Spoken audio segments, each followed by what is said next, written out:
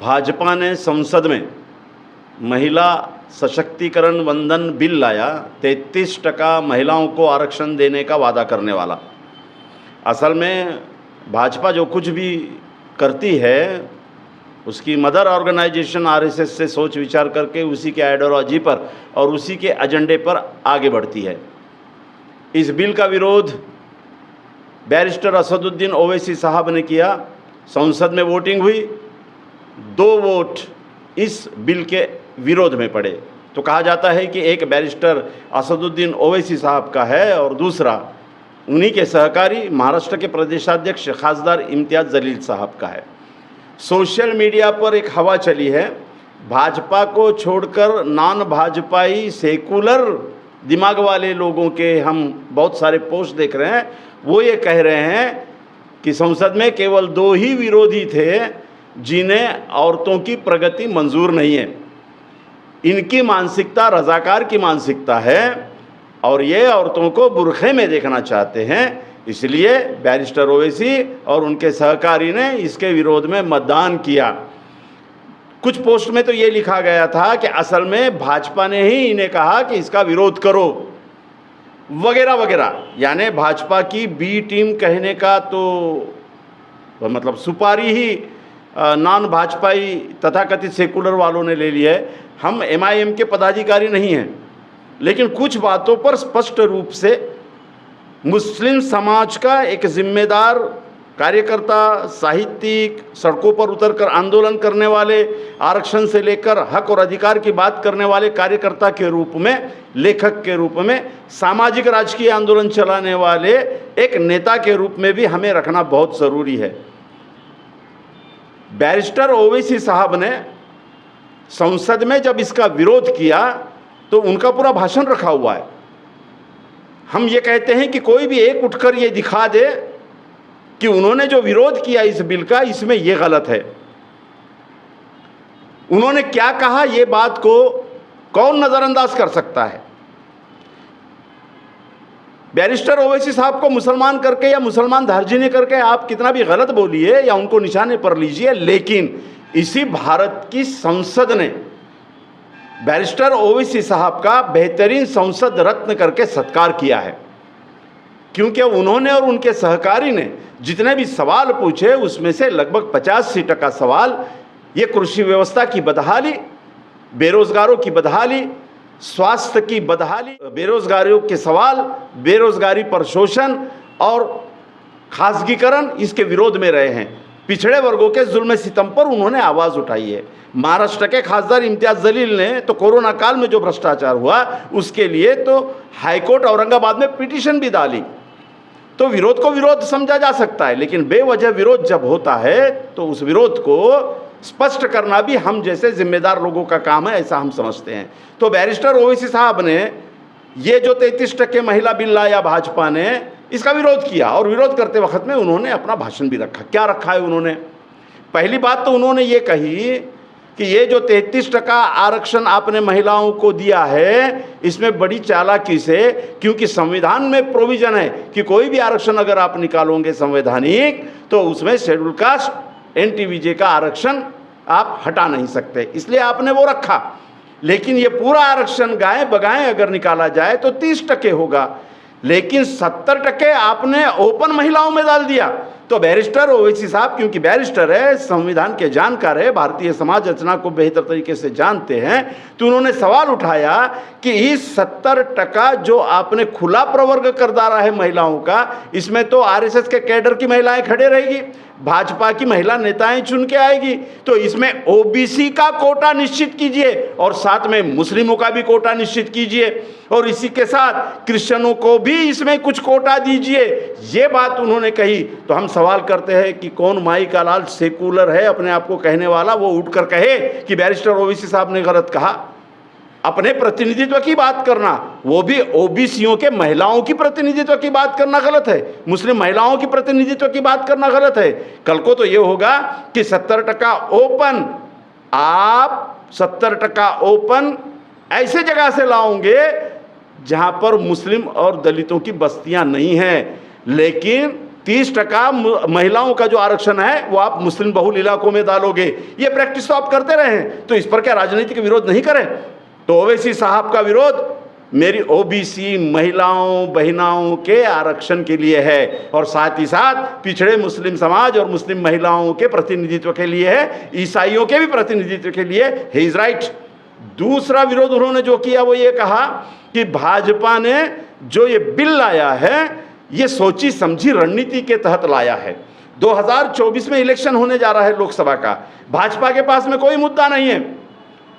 किसानों के मुद्दे पर हार गई, बेरोजगारी के मुद्दे पर हार गई, खासगी कंपनियां बेच डाली, विकास के नाम पर उत्पादन प्रणालियां जो हैं खेड़े गांव की ग्रामीण व्यवस्था की वो बर्बाद कर डाली। हर तीसरा हिंदू को पूछो तो बोलता है कि परेशान है, बेरोजगारी अपने चरम सीमा पर है, गरीबी अपने पूरे दुनिया के सबसे चरम सीमा पर है। ये सारी वस्तुस्थिति आने वाले 2024 में परेशानी का बायस है भाजपा के लिए। तो भाजपा ने चुनावी मुद्दा करके ये 33% आरक्षण का बिल लाया है। कहाँ गलत बोला ओवैसी साहब ने? इसका एक्सप्लेनेशन भी उन्होंने दिया कि ये अभी लागू होने जा रहा नहीं है, 33% के लिए संशोधन करना पड़ेगा, जो मर्यादा है उस मर्यादा को बढ़ाना पड़ेगा। और भाजपा कहती है कि यह कब करेंगे? अगली सरकार आने के बाद में हम करेंगे। यानी तारीख पे तारीख, फिर संशोधन होगा, फिर सर्वेक्षण होगा, फिर हो सकता है जनगणना भी होगी, फिर तरह तरह के रिपोर्ट्स मांगे जाएंगे, उसके बाद में 33% किया जाएगा, उसके बाद में रोस्टर बनाया जाएगा।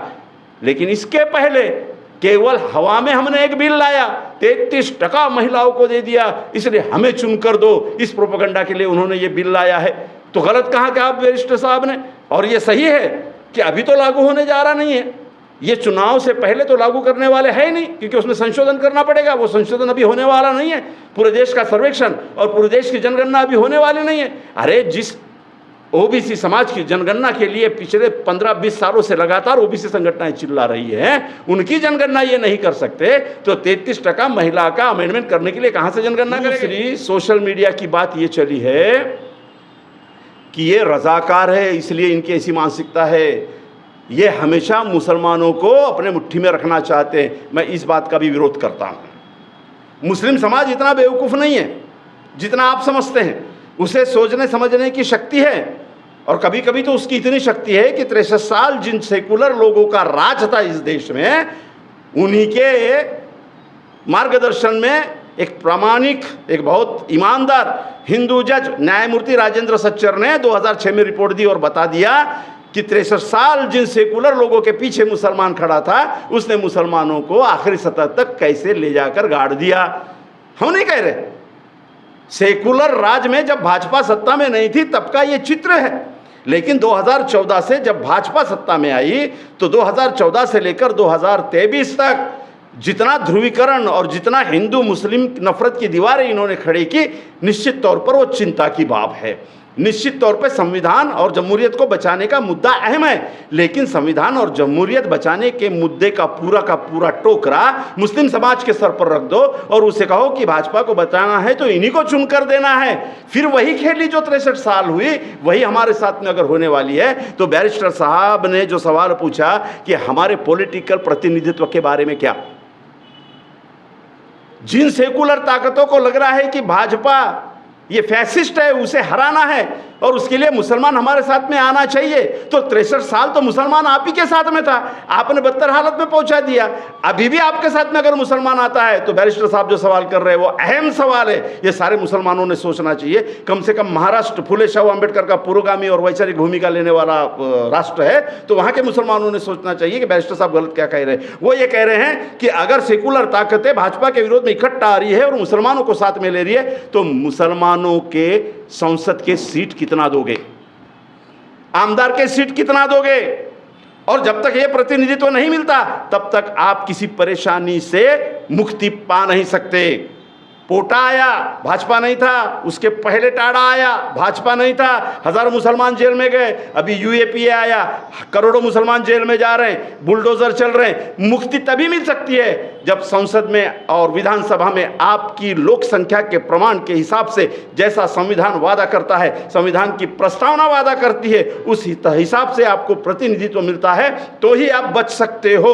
और यही बात तो बैरिस्टर कह रहे, और वही बात हर मुसलमान ने कहना चाहिए। उसके लिए एमआईएम जिंदाबाद बोलने की जरूरत नहीं है, आप अपने आप को जिंदाबाद बोलो। लेकिन सेकुलर के नाम से मुसलमानों को ठेचने वाली जो प्रक्रिया है, मुसलमानों को मार्जिनलाइज कर देने की, पॉलिटिकल एरिया से बाहर कर देने की, कोऑपरेटिव सेक्टर से बाहर कर देने की, शिक्षण व्यवस्था से बाहर कर देने की, यहाँ तक कि योजनाओं से बाहर कर देने की और शासन प्रशासन से बाहर कर देने की जो प्रक्रिया और जो मानसिकता है, वो आरएसएस माइंडेड मानसिकता तथा कथित सेकुलर पार्टियों के बहुत सारे नेताओं के दिमाग में है, जो केवल आपका इस्तेमाल करते हैं। तो अभी जो 2024 का इलेक्शन है, वहाँ पर मुसलमानों को ये सोचना है कौन बीजेपी की ए टीम, कौन बीजेपी की बी टीम, ये महाराष्ट्र खुले आंखों से देख रहा है। इस पर हम ज़्यादा नहीं बोलेंगे।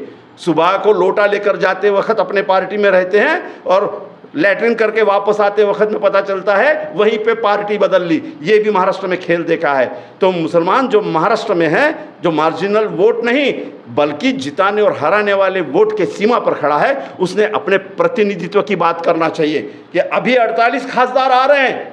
ये बोलो सेकुलर पार्टियों को जो भाजपा को हराना चाहती है कि 48 में से कम 8 से 9 सीट मुस्लिम खासदारों को दे रहे हैं, आप मुस्लिमों को दे रहे हैं। उनको चुनाकर लाने की जिम्मेदारी भी आप लीजिए।